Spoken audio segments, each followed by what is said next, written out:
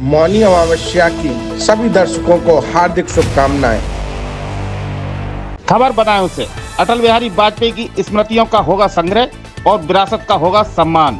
भाजपा कार्यालय पर पत्रकार वार्ता करते हुए केंद्रीय राज्य मंत्री BL वर्मा ने कहा कि भारत रत्न और पूर्व प्रधानमंत्री अटल बिहारी वाजपेयी की जन्म शताब्दी के उपलक्ष्य में भारतीय जनता पार्टी ने देश भर में विशेष कार्यक्रम आयोजित करने की योजना बनाई है। इस अभियान का मुख्य उद्देश्य अटल जी की स्मृतियों को संरक्षित करना और उनकी विरासत को नई पीढ़ी तक पहुँचाना है।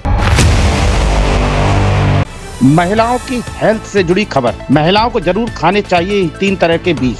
हड्डियों की मजबूती से लेकर हार्मोन्स को करते हैं बैलेंस। महिलाएं अपने घर परिवार के लोगों का पूरा ख्याल रखती हैं, लेकिन अपनी हेल्थ को लेकर अक्सर लापरवाही बरतती हैं। इस कारण उन्हें सेहत संबंधी समस्याओं का सामना करना पड़ता है।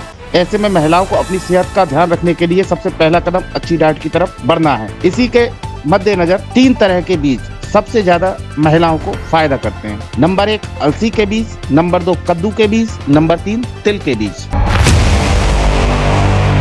खबर बदायूं से। निजी अस्पताल संचालक पर लापरवाही व धोखाधड़ी का आरोप। निजी अस्पताल की लापरवाही के कारण एक नवजात की मौत हो गई है, जबकि महिला की हालत गंभीर बनी हुई है। पति ने SSP को शिकायत पत्र दिया है। खबर बदायूं से। शोरूम पर ट्रेड नंबर प्रदर्शित करें वाहन डीलर। राष्ट्रीय सड़क सुरक्षा माह के तहत ARTO कार्यालय में वाहन डीलर्स के साथ बैठक की गई। ARTO प्रशासन ने डीलर से सड़क सुरक्षा कार्नर बनाने का अनुरोध किया। खबर बदायूं से। प्रभात फेरी को रोकने का प्रयास, रिपोर्ट दर्ज। प्रभात फेरी को रोकने का प्रयास कर एक व्यक्ति ने गाली गलौज की, जिसके बाद पीड़ित ने जरीफनगर थाने में उसके खिलाफ रिपोर्ट दर्ज कराई है। पुलिस ने रिपोर्ट दर्ज कर जांच शुरू कर दी है। खबर बदायूं से। पथराव के 7 आरोपियों को गिरफ्तार कर भेजा जेल। खबर उघैती की। पुलिस ने अनुसूचित जाति के परिवार के घर पर पथराव एवं मारपीट करने वाले 7 आरोपियों को गिरफ्तार कर जेल भेज दिया है। पुलिस शेष बचे 8 आरोपियों की गिरफ्तारी के लिए दस्तक दे रही है। गिरफ्तार आरोपियों की निशानदेही से लाठी डंडे एवं सरिया बरामद की गई है। खबर बदायूं के बिसौली से। सैनिक की समाधि बनाने को लेकर हुआ विवाद। परवेज नगर में सैनिक की समाधि बनाने को लेकर मंगलवार को फिर 2 पक्ष आमने सामने आ गए। सैनिक के परिजनों ने ग्राम सभा की जमीन पर समाधि बनाने के लिए खुदाई करने का प्रयास किया, लेकिन लोगों ने ऐतराज कर पुलिस को सूचना दे दी। खबर बिहार के गया से। कालका मेल पर हमला। AC कोच के शीशे टूटे।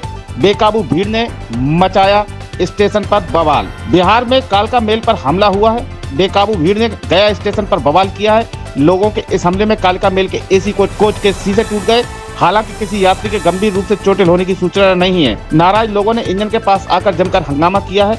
बताया जा रहा है कि कोच का दरवाजा नहीं खुलने से नाराज होने पर यात्रियों ने हंगामा किया है। खबर यूपी के प्रयागराज से। अब जाकर खत्म हुआ 106 साल पुराना अंधेरा। महाकुंभ से रोशन हुई ऐसी किस्मत, हर रोज बन रहा एक नया कीर्तिमान। करीब 103 साल से अंधेरे में डूबे प्रयागराज एयरपोर्ट को नाइट लैंडिंग की सुविधा मिल गई है। साथ ही बीते 27 दिनों में फ्लाइट की संख्या 8 से 81 हो गई है और प्रयागराज एयरपोर्ट 26 शहरों से जुड़ गया है। आने वाले दिनों में प्रयागराज के लिए 47,000 नई सीटें उपलब्ध कराई जाएंगी। भारतीय मछुआरों पर श्रीलंकाई नौसेना की फायरिंग। दिल्ली के रौद्र रूप से घुटनों पर कोलंबो, बताई गोलीबारी की वजह। श्रीलंकाई नौसेना ने भारत के विरोध के बाद सफाई देते हुए बताया कि उन्होंने भारतीय मछुआरों पर क्यों फायरिंग की थी। श्रीलंकाई नौसेना की फायरिंग में 2 भारतीय मछुआरे घायल हो गए हैं, जिनका जाफना के एक अस्पताल में इलाज चल रहा है। इन मछुआरों से भारतीय राजनयिकों ने मुलाकात भी की है। प्रयागराज महाकुंभ से सांस रुक रही थी, भीड़ रौंदती जा रही थी, सुनाई दे रही थी तो सिर्फ चीखें। प्रयागराज महाकुंभ भगदड़ का भयावह मंजर। महाकुंभ में मौनी अमावस्या पर स्नान के दौरान प्रयागराज में भारी भीड़ के कारण भगदड़ मच गई। इस हादसे में कई लोग घायल हो गए। लोग अपने परिवार के सदस्यों को ढूंढते हुए सहायता की गुहार लगा रहे थे। यूपी CM योगी आदित्यनाथ ने अफवाहों पर ध्यान न देने की अपील की। खबर बदायूं से। महाकुंभ में चली गई बसें। डग्गा मार वाहनों के सहारे यात्री। अधिकांश रोडवेज बसें महाकुंभ में चली गई हैं। ऐसे में जिले के लोग डग्गा मार वाहन से ही जान जोखिम में डालकर सफर करने को मजबूर हैं। खबर बदायूं से। दहेज की खातिर बच्चों सहित विवाहिता को घर से निकाला। कहकशां ने अपने पति और ससुराल वालों पर दहेज उत्पीड़न की रिपोर्ट दर्ज कराई है। शादी के बाद से उसे दहेज की मांग का सामना करना पड़ा। खबर बदायूं से।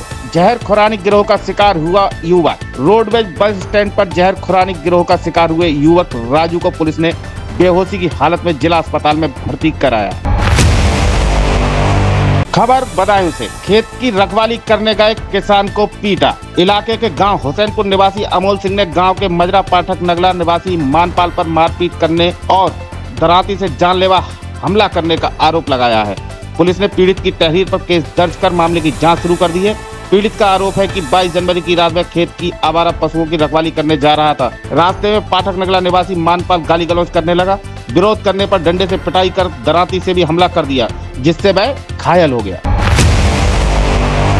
खबर बदायूं खेल जगत से, हैदराबाद में दमखम दिखा रहे जिले के खिलाड़ी। जिले से 6 ताइक्वांडो खिलाड़ी उत्तर प्रदेश की ओर से हैदराबाद में आयोजित प्रतियोगिता में प्रतिभाग करने पहुंच गए हैं।